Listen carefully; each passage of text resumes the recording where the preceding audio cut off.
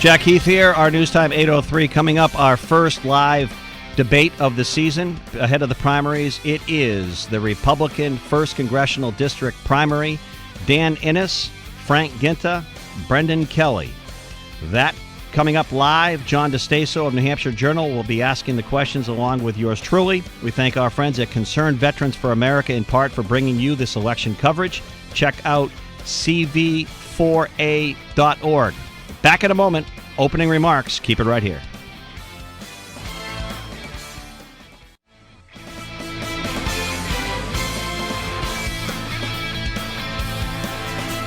Dan Innes is the former head of the University of New Hampshire Business School in Durham. He is a resident of Portsmouth. He also has a business there, and he drew first for an opening remark. Mr. Innes?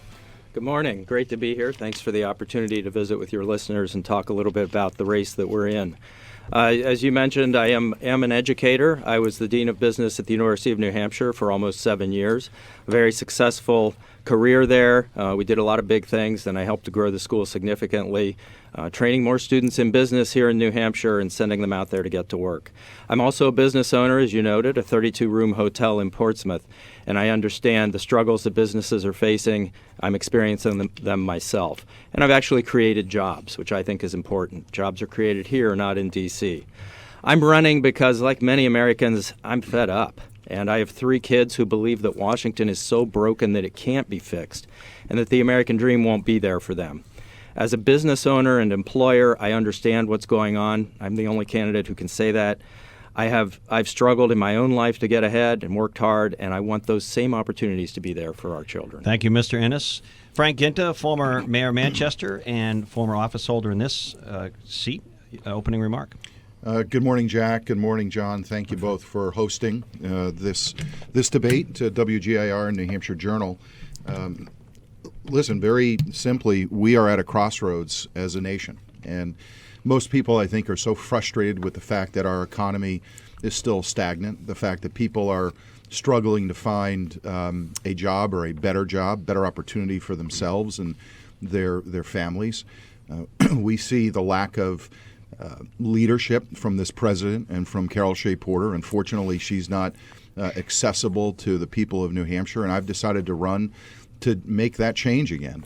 I think I offer a better reflection of the state of New Hampshire, focusing on job growth, reduction in taxes, and repealing and replacing the Affordable Care Act, all things that Carol Shea Porter seems to ignore. And I look forward to debating her in November and being your next member of Congress. Brendan Kelly, thank you, Mr. Guinta, of Seabrook, is a Seabrook selectman, and he ran in 2012 as a Libertarian, now running as a Republican of Seabrook. Mr. Kelly, opening remark.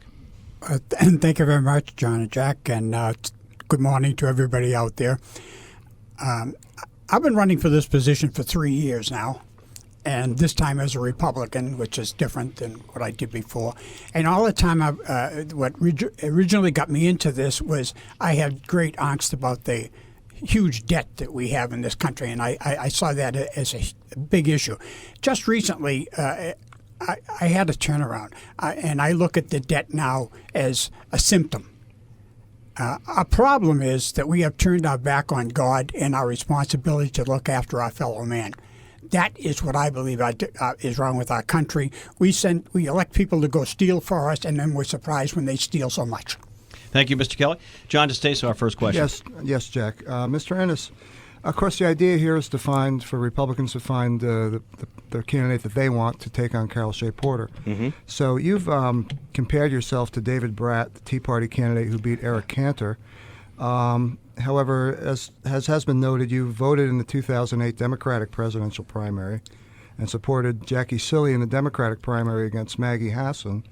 And you've painted Mr. Guinta as sort of an establishment. How do you justify being a credible Republican standard bearer for the GOP, given those votes in the past? Well, you know, I've been a Republican all my life. I'm a free market conservative without question. And when it comes to fiscal matters and things of that sort, I believe I'm the most conservative candidate in this race. I registered Republican when I was 18 years old. I would have done it sooner if I could have. And, I've supported the principles of the party from the very beginning. I believe in small government. I believe in low taxes. I believe in keeping government out of our private lives. And government has simply gotten too large. It's in too many places, and it's time to turn it back.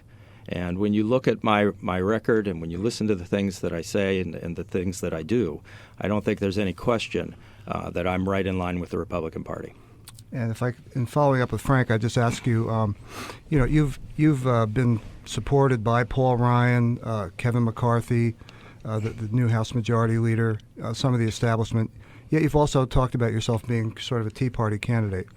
How do you differentiate yourself from the House leadership and convince voters that if you go back to Washington, you're going to bring an independent view? Well, the first thing that people do want from New Hampshire is independence for the state of New Hampshire. And when you are a member of the Republican Party representing the state of New Hampshire and you disagree with your leadership, you're obligated to vote accordingly to the way your district wants. And what comes to mind is when we had in the 112th Congress the issues with Libya, I parted with my leadership and my party because I thought that New Hampshire respected and wanted a different vote.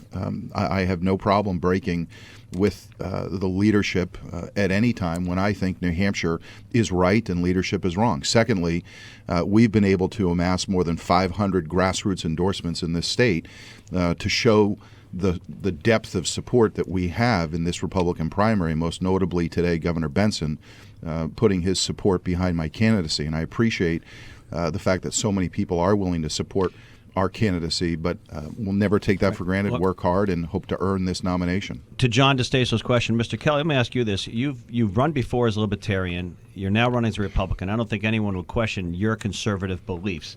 Are these two gentlemen conservative or libertarian enough for you? Because a lot of listeners out there feel that's what's needed in Washington.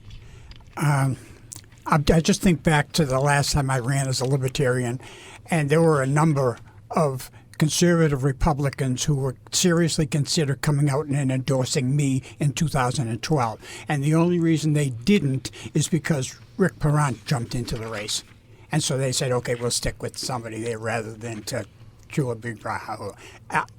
I believe definitely I'm the most conservative candidate in this race.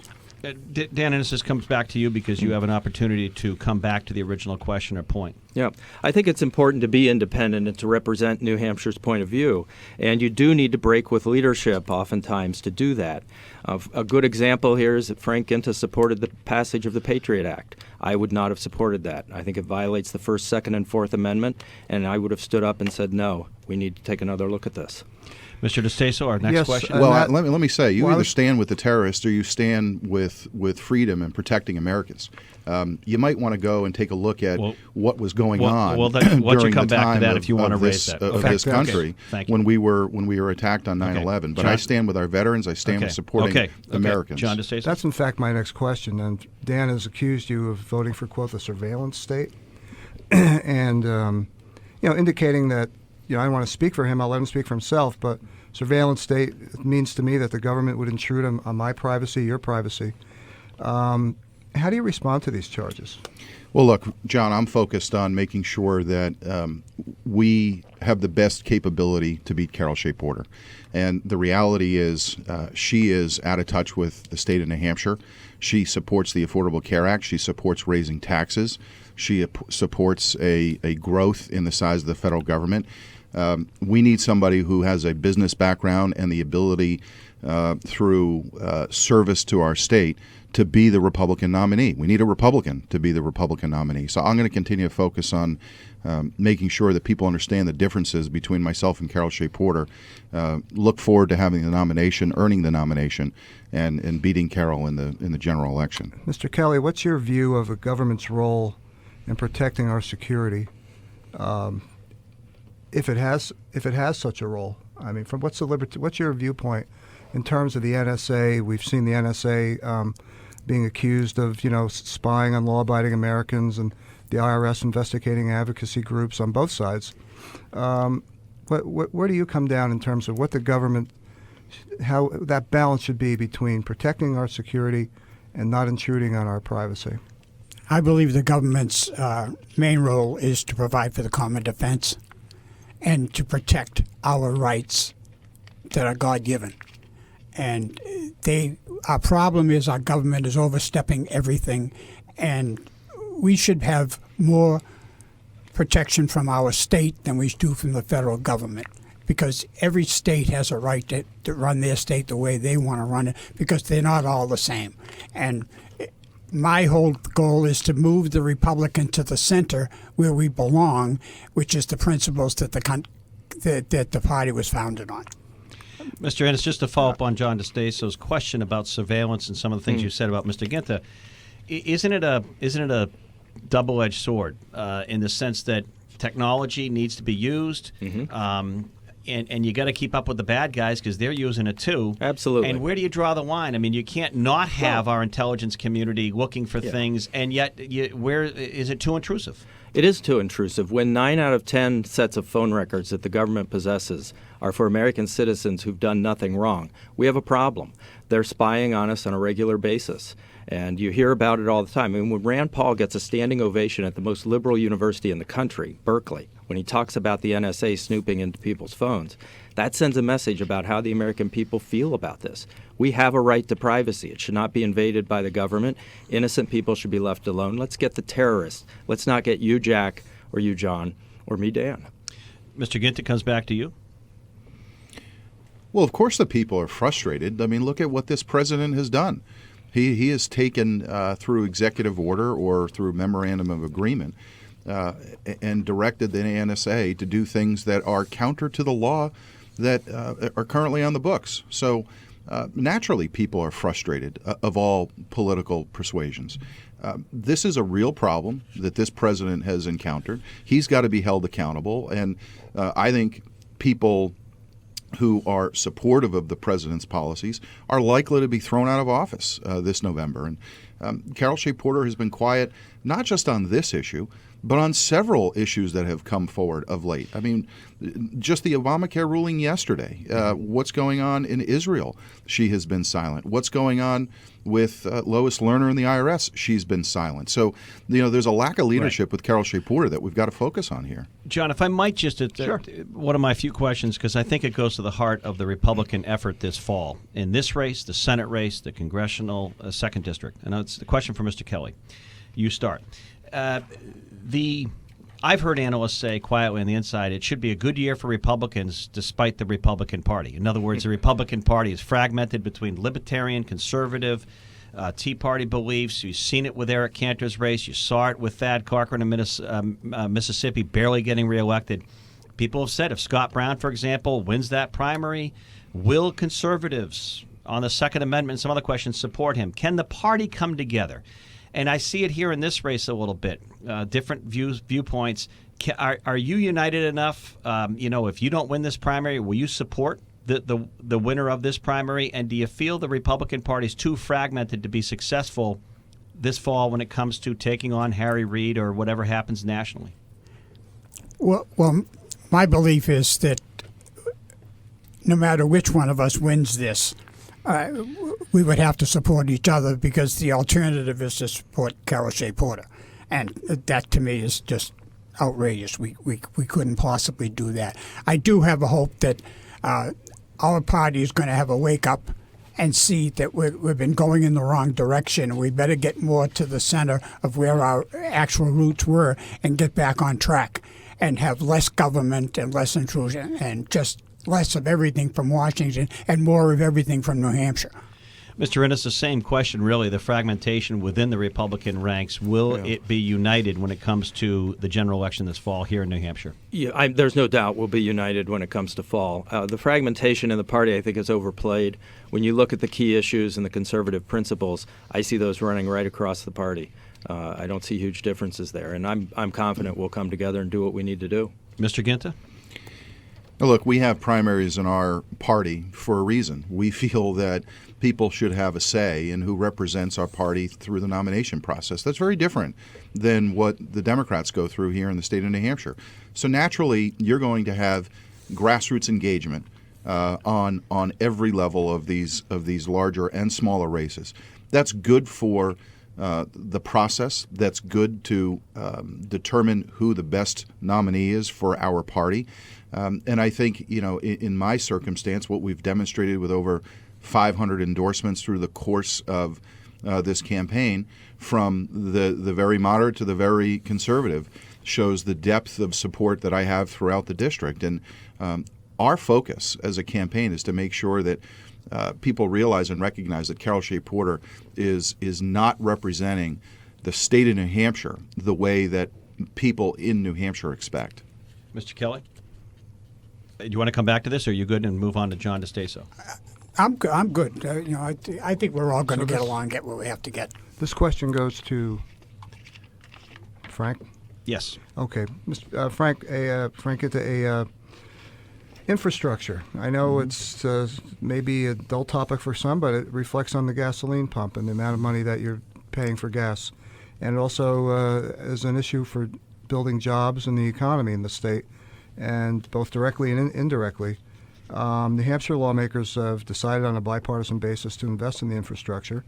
It seems to be getting fairly good response from the public.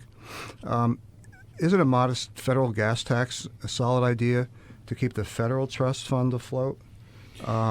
If not, how would you tackle the problem?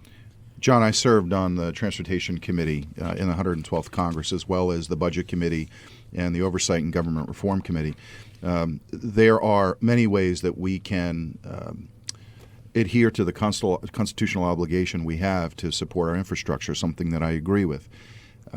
One of the things that I was able to do in the committee, and I was on the subcommittee that wrote the transportation bill, my goal was to increase the amount of money that is returned to the state of New Hampshire. That is to say, for every dollar that New Hampshire sends to Washington, we have about a 70-cent rate of return. That makes no sense to me. We're a small state in the Northeast. We have weather issues. We've got transportation issues. So through changing the formula, we were able to bring back an extra $60 million to the state of New Hampshire without raising taxes, without placing a burden, a further burden on taxpayers of this country. Secondly, I think the most effective way to try to restore dollars to the dedicated transportation fund that we have is through oil exploration, utilize those dollars from those leases and put those monies into the dedicated funds. That would resolve the problem. And you wouldn't have to burden taxpayers with higher taxes in this country. So you'd be opposed to raising the federal gas tax? What I am in favor of is making sure that we have economic growth and utilize other areas of opportunity to restore dollars to the transportation. And you've talked about supporting possibly a, quote, reasonable increase in the federal gasoline tax to raise money for strategic investments dedicated to transportation. Mm-hmm. I tried to ask your campaign, what's reasonable, 4 cents, 12 cents, and was told that your statement speaks for itself. So I'm going to ask you personally, I know that it could be a range, but what's a reasonable increase for the? Well, it is a range, and I think when you explore an issue of this complexity, you've got to put everything on the table. And while I appreciate Frank's approach to taxing exploration, the simple fact is that tax is going to be passed on to consumers. It's not taxing exploration. I don't think he understands the issue. It'll trickle down to the consumer. We're going to end up paying the price. What Congress did to replenish the trust fund this time is kick the can down the road. They use pension smoothing, which draws more money into the government temporarily while underfunding pensions. That doesn't fix the problem, and it's not sustainable. Next year, we'll be right back here with the same problem. We've got to find an answer. New Hampshire's roads, our bridges, we have triple the rate of deficient bridges as the national average. We've got to do something. Do you have any sort of amount in mind that you would support? I don't. I think you would not support. I think Congress needs to come together and look at this and say, what are the ways that we can fund this? And ideally, we don't raise the gas tax. Okay. But maybe we need some adjustment. We've got to look at it creatively. Brendan Kelly, the Highway Trust Fund, is this a function of government or is this strictly state? Does the federal government have a role in building and maintaining infrastructure, bridges, highways? Should there be a federal highway trust fund at all? Well, you have to consider that every road doesn't just stay in your state. You have interstate roads, and I think that absolutely the federal government would have to take part in that. My whole thing is that we take too much money get too little results. Now, the infrastructure, everybody would agree we should be fixing our bridges and roads and the money should come from the taxes that are designated for that. Our problem is once the money is there, it's not necessarily going to go where it was intended to go because we have these other little pet projects that have to get done, and you keep letting infrastructure slide. Eventually, you're going to get in the situation we're in. I want to come back to the same question because I sensed disagreement between Mr. Innes and Mr. Guinta. Yes. Mr. Innes not being specific about how much you would propose, and Mr. Guinta, if I understood things, not in favor of raising the federal gas tax at all. Do you two want to clarify anything there? Well, I think what John asked Mr. Innes is how high would he raise the gas tax, and he didn't answer that question. My proposal and solution to fixing the problem, which is restoring dollars into the trust fund, is having economic growth and utilizing existing and future lease payments toward that fund. That is the most preferred way, I think, to do this and has the most bipartisan support amongst the Transportation Committee. And it makes economic sense. Secondly, I think people feel they are taxed enough in New Hampshire and across the country. We've got a $600 billion deficit at the federal level. We've got almost $18 trillion in debt. Why we would want to raise taxes that might stunt economic growth, hurt families across New Hampshire and the country, just doesn't make economic sense to me. I think there's other ways to do this through growth and through the lease process that you can fix the transportation problem in the country. Mr. Innes? You will not have business growth without good infrastructure, period. And that's part of the problem we're facing as a nation. Our investment in infrastructure has been declining as a proportion of GDP for years. We have to get caught up and we've got to invest. And the business community supports that. The way we generate the revenue, I think, is open to question. There are many ways to do this. Gas tax may be one, maybe it's not one. But we have to solve the problem. And if we don't, we'll stunt business growth and we won't get that economic development that Mr. Guinta is talking about. It simply won't happen. Look, Jack, talk to the truckers and ask them how much a gas tax is going to hurt them in the state of New Hampshire and across the country. We've got small business owners in the state of New Hampshire who are looking for relief from members of Congress, looking for reductions in their taxes, looking for reductions in the regulatory requirements that are placed on them in order so they could keep their one truck or two trucks going and put food on the table. We have just 30 seconds. Taxing people is not the answer. 30 seconds before our first break. Mr. Kelly, would you like a few seconds? Well, like I say, everybody will agree that the infrastructure is something that we have to take care of to keep our country rolling. And I don't believe that we have to raise taxes to do that. I think the tax money that's coming in would be sufficient as long as we use it just to do the infrastructure and not be sidelining it to do other things that it was not intended for. If people pay their taxes on their gas to fix the roads, then we should be fixing the roads. We will continue our live debate here in our WGIR Manchester studios, News Radio 610 96.7. John DeStaso and myself. And gentlemen, we are right on time, so we're going to take a quick break. Back with more in a moment.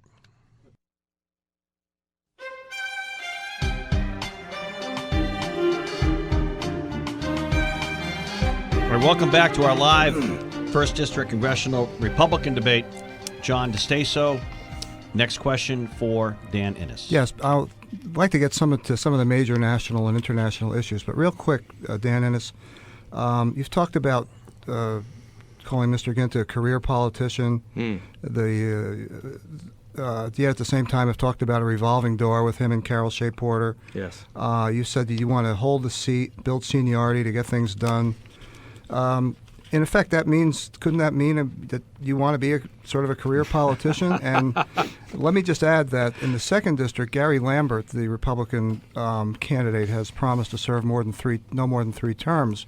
Haven't heard much about term limits. What do you think about term limits, and what do you think about this concept of career politicians? Well, the Democratic trackers have heard me talk about term limits because it's a question that comes up in some of the sessions. And I would support some reasonable term limits. I think 2 Senate terms, half dozen House terms would be fine. That enables you to get some seniority, get things done, but you're not there too long, so you become too entrenched in politics as usual. And, arguably, I'm not a politician, haven't been one, but yeah, I am trying to move into politics. It's not a career. I want to do this job. I want to represent the state of New Hampshire. I have no aspirations to run for Senate, to run for governor, or any other position. I want to get down to Washington, help to turn the place around, and represent New Hampshire. Mr. Guinta, follow-up to that? Term limits, Mr. Guinta? Yeah, I've supported term limits in the past and continue to do so. I think that it's important for, no matter what level you serve at, to have fresh ideas, new people coming in to do their very best to represent their constituency. And this is part of the frustration with Washington, D.C. There are a lot of people on both sides of the aisle who spend a long time, decades in service of their country. And that sometimes does lead to stagnation. Now, if you had term limits, both in the House and the Senate, you would keep sort of the intellectual ability of history within the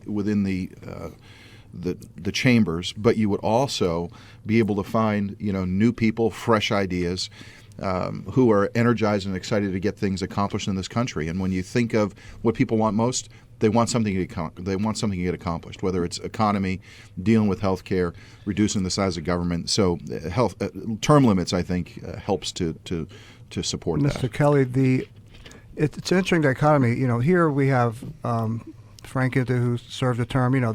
There's one could say that every 2 years going before the voters is a weighted term limit. Yet you have other congressmen in other states who serve 20, who knows, 10, 20 terms. Do you think there should be a set rule on this? Well, I do, because I have a problem with the way the whole system works. I would never serve more than 2 terms because I think that's enough. And my whole thing is I don't want to spend any time seeking re-election. I'm going down there with a purpose. We need to change things, and spending most of your time trying to get reelected is not a way for change. I think we have to address the issues that are big to the country and take care of them. Let me go back to your question, John, of Mr. Innes, because he gets us back again. The original question was, about some things you've said about Mr. Guinta. You've been on my show. I've heard you say you're trying to differentiate yourself, saying that you're not a politician, not a political person, not a career politician. Are you insinuating that if Mr. Guinta were reelected, that he would be ineffective or part of the problem? Is that what you're saying? Wow. I'm saying that part of the dysfunction, a big part of the dysfunction in Washington, is driven by people who have been in politics too long and are down there playing politics rather than solving problems. We see it with some of the gimmicks that are used to solve budget crises. They're short-term fixes, not long-term solutions. And I think when you have been in politics and you're entrenched in politics and you think like a politician, not like a business person or an educator or a citizen, you fall into that, sometimes unknowingly. And I think the American people and the people of New Hampshire are ready for a new start. We've got to do it differently. Everybody knows that. All right. Jack, I've been married for almost 17 years. Morgan and I have raised our 2 kids here in Manchester.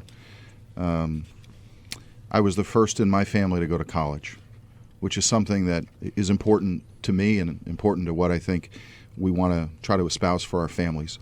When I decided to serve in this state, it was based on serving. And as a state representative or as a city alderman, as I think any person would appreciate and understand in the state of New Hampshire, that's about service. It's not about a career. When I decided to run for mayor, it was because somebody needed to step up and save our city. So you take offense to the career politician thing?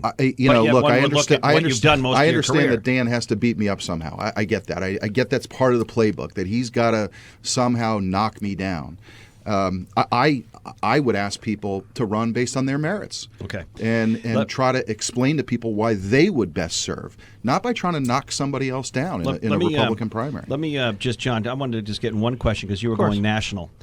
Illegal immigration. We have a crisis, and I don't want to commentate here. I do that in other parts of my show. This is a debate. I want to ask you. I guess it would be number 2 would be Mr. Guinta. Then we'll go around again. Governor Rick Perry of Texas yesterday wants to mobilize 1,000 troops to go to the border to deal with this. Yet the Obama administration is talking about passing legislation and not sending the National Guard. If you were in Congress, would you be calling or supporting the mobilization of the National Guard to go help the borders of Texas and other states that are getting the flood of illegal immigrants? Yes or no? Yes. All right. If we want to keep it there, we'll just continue with. Can I just expand on the answer? Well, I like the short one-word answer. No, go ahead. Well, the problem started with the president when 2 years ago he issued a memorandum, the DACA memorandum, to the Homeland Security Department. And since that time, almost 300,000 people have come across the border. Only the children are getting a lot of the attention. But this was a problem that this president signed into law and then re-upped 2 months ago. Okay. Yeah. So that's why Governor Perry is in the situation he's in. He's desperately asking the president for help, and the president refuses to acknowledge that it's even necessary. Wouldn't go to the border. So now the governor is acting in the best interest of Texas. You brought up quick criticism of the president. We're going to go to Mr. Kelly and Mr. Innes on the illegal immigration question real quickly. If you were in Congress now, would you support Speaker Boehner's attempt to sue the president over some of the breach of powers? My focus in Congress would be, trying to get things accomplished. I have tried to work with the president several times and met with the president to try to get him to understand what middle-class families are going through, But Jack. do you think he's overstepped the executive bounds? I'll let people decide that. Okay. I know there's frustration with the president because he doesn't want to work with Republicans or Democrats in Congress, quite frankly, and that's where that frustration is coming from. Mr. Kelly, mobilize the National Guard or not to the borders? I think our problem is we are not enforcing our laws. You see what happens when one of our soldiers, by mistake, walks into Mexico? So you can't just walk into other countries, so nobody should be just walking into ours. You have to enforce the rules, secure the border, and, take it from there. Mr. Innes, if you were in Congress, how would you weigh in on this border security crisis? Yeah. Is it reached a point where the national mobilization of the National Guard is necessary? I think it reached that point some time ago, and we're just now getting to the conversation. We should have been getting after this probably for years, and this is not a new problem. We have to secure the border. We've got to keep these folks from coming in. Who knows who's coming in? When you have 10,000 or 100,000 people coming across the border, are there terrorists in that lot? We don't know. People are just coming across. There is a humanitarian crisis. I'm concerned about that. We've got to secure the border, period. Okay, moving on. Obviously, the situation in the Ukraine and Russia, the Middle East in general. Mr. Kelly, I'd like you to try to address that. What's the U.S. role? What should be the United States role in this entire mess, I guess, for lack of a better word? We have planes being, shot down. We have threats being made. I'm not asking you to comment on President Obama, and I know you're not running for president, you're running for Congress, but what as a congressman, what initiative would you take to change where the United States is right now in terms of addressing these issues? My feeling is this country is, in fact, exceptional, no matter what they say. We are in an exceptional position that we somehow got to be the biggest guy on the block. And when we've had to step into Europe to straighten that out for World War II, and we have a responsibility to try to maintain peace everywhere. And I would say that we should be supporting countries that are being invaded or whatever and give them the support we can. But it should always be on a basis that we are there to help them. We shouldn't be going in, doing it on ourselves on their behalf. If the country isn't willing to step up on their own and be with us, then maybe we shouldn't be there. Mr. Innes, are these sanctions going far enough that the United States is imposing, or they're probably not going far enough. I mean, we still see Putin behaving with some aggression and with disregard for what the international community is saying. I think we've got to get much firmer. We know that being firm with leaders like this works. Reagan proved it to us, and we need to get back to those principles and assert ourselves. I think we set up this situation with a lack of foreign policy and a lack of a consistent foreign policy based on American values, and we could see this coming. At least many of us could. Now is the time to respond with some force in a unified way and begin to turn this back. Mr. Guinta, what do you think? Well, I think there's a lack of leadership on from our president. Our president needs to lead the world. The European community is looking for leadership from this president. The European community is concerned because they have significantly more trade with Russia than we do. All the more reason why Europe, the United States, have to be energy independent. Have to ensure that they don't have to rely on whether it's the Middle East or Russia for energy. Those types of issues are dramatically enabling President Putin. So, but what you mentioned, what can Congress do? Well, Congress has a lot of ability to work with the president and encourage the president. Whether it's on this issue or Israel, and that's not happening from our delegation. Mr. DeStisa, we have time for I believe one more round of questions. Okay. We haven't touched on any social issues, and so I'm going to ask a question that I apologize in advance if it causes any discomfort, but I'm going to ask it anyway. Mr. Guinta, Mr. Innes is a married man, and he happens to be married to another man. Our state and many other states, as well as the federal government, now recognize marriage equality. But the Republican platform still says, quote, the marriage of one man and one woman must be upheld as a national standard, and the state Republican platform has a similar language. Is it time for a change on that? And as Congressman, would you use your influence to try to initiate change at the Republican National Committee? And if not, what problems do you have with whom another person chooses to marry? Well, look, I think most of us would like to see the government leave us alone. Relative to the platform, that's up to the platform committee at the national level or at the state level. My focus is serving as a member of Congress, focusing my attention on Carol Shea Porter and making sure that we see the stark differences between myself and Carol, how we would lead, how we would represent our district, and that's what I'm going to continue to focus on. Mr. Kelly, is this an issue, or are these types of issues relevant or not to voters? I'm personally a Christian, and I have my beliefs on that. But I believe marriage is between a man and his wife and the church. And the government has absolutely nothing to do with it, and the only reason they are involved in it is for tax purposes. Mr. Innes, the Republican Party, though, does have this statement in the platform, and I've talked to folks from the Freedom to Marry group, and they're trying to change that.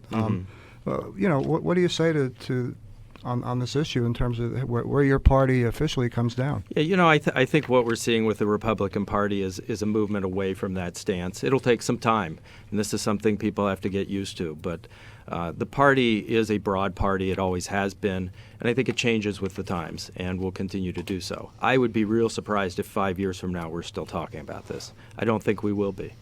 And, I have a great relationship, and I appreciate that New Hampshire respects that. Live free or die. On the live free or die question, before we go to a break, and we will have closing remarks, another social question that's not brought up as much. In fact, one of the gubernatorial candidates on the Republican side wasn't even asked at the announcement, but it used to be a standard bearer question. So real quickly, if I can go through each. On the pro-life, pro-choice question, it matters to some voters. Mr. Innes, pro-life, pro-choice? Yeah, I support a 20-week limit on abortions. I believe in parental notification in the case of a minor seeking an abortion, and I do not believe federal dollars, tax dollars, should be used to fund abortion. If I may follow, how did you feel about the Hobby Lobby decision? I think the Hobby Lobby decision was the right decision. It respects religious freedom and our ability to practice that, and it only in the preserves women's health. Thank you. In the interest of time, if you could address both. I'm a Christian and a deacon in my church, and I'm totally pro-life. The Hobby Lobby decision, real quick. I don't know how we got involved with having to make a decision on that. I mean, their freedom was just totally walked on. Mr. Guinta, pro-life, pro-choice, and the Hobby Lobby decision. I'm pro-life, and the Hobby Lobby decision was the correct one. It was a private company that offered 16 different offerings relative to contraception. They had problems with 4. They still offer 16, but the court was right in its decision. Gentlemen, thank you very much. Going to be back with closing remarks in a moment. Keep it here.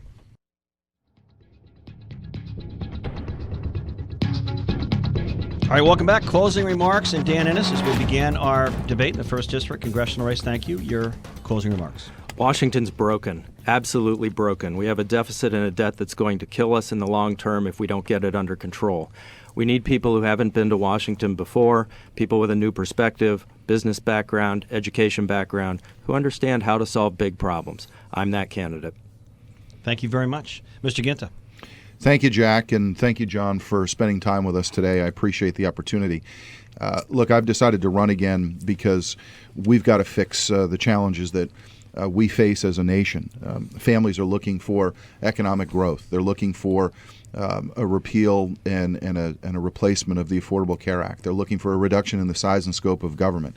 They're looking for the opportunity for energy independence. And they're looking for people who can lead by example and solutions to get and change the fundamental way our federal government works. And I look forward to the rest of this process. I look forward to being the nominee and beating Carol Shea Porter in November. Mr. Kelly, thank you. Closing remark?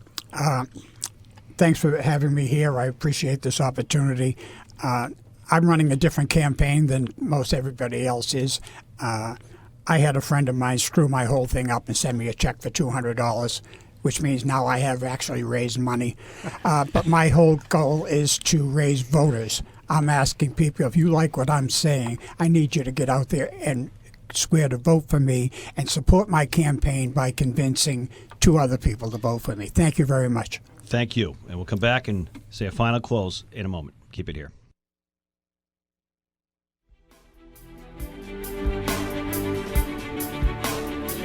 This concludes our first debate. We're going to have more to come as we go towards the primaries. John DeStaso, thank you very much. And I want to thank our friends at Concerned Veterans for America. They're very concerned and advocating for veterans. CV4A.org for bringing this coverage in part, made it possible.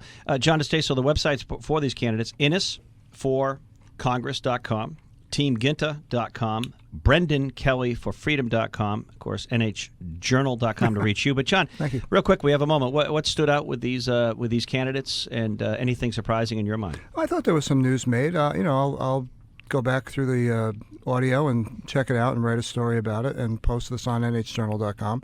But I think these gentlemen were very, polite. There are some clear differences among the three on some of these issues in terms of, the gasoline tax. I thought was of interest, and the, I know they don't want to talk about social issues, but there is a difference there, and there is sort of a definition of the Republican Party. But a civil respect among the, I noticed in the 2nd District when I've had the candidates on, a respect that they each have. In the U.S. Senate race, we'll find out if Mr. Rubins, Mr. Smith, and Mr. Brown share that. It's been a little different tone over there from what I've seen. But. Yeah. Well, John DeStaso, we got some texts and emails from media listening saying they like the pace and the controls. I think they're surprised like this is your first or my first rodeo. But thank you very much, John DeStaso. Well, it's not my first, but thanks. I know, I'm kidding. Yeah, I know that. Next Wednesday, we're going to have the 2nd Congressional Republican debate with all the candidates. The main candidates are confirmed. They'll be here, and we look forward to that. Thanks for making us a party of morning. Thanks for joining us in our first of our series of live debates as New Hampshire votes in September. Jack Heath, thank you very much. News Radio 610 and 96.7.